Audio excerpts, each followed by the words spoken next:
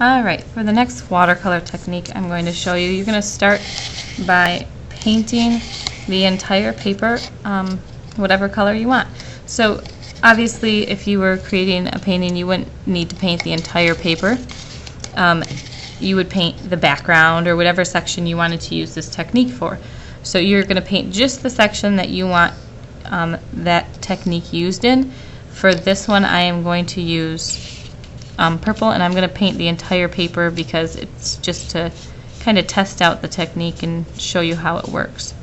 So I'm getting lots of paint on my brush, and I'm going to paint the entire paper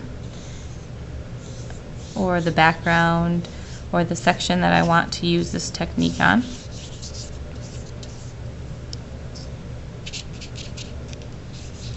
I'm painting the whole thing. And the trick to this one is you have to do this next step before it dries.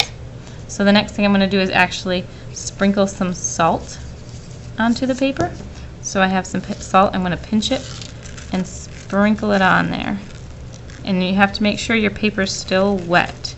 Paper's curling a little bit because of the water, but that's okay.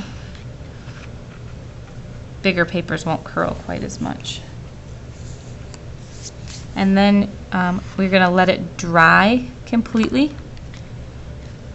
And once it has totally dried, you'll be able to see the effect that the salt has on the watercolor paint. So we'll let it. Here you can see this is the paper that we painted earlier, and this part has dried and the salt has been wiped off, so you can see that's kind of the texture that this technique is going to create. This section here is a section that's still wet and still has salt on it, so you can kind of see the difference, what it looks like when it's still wet and what it will look like when it's dry. Gives it kind of an interesting look.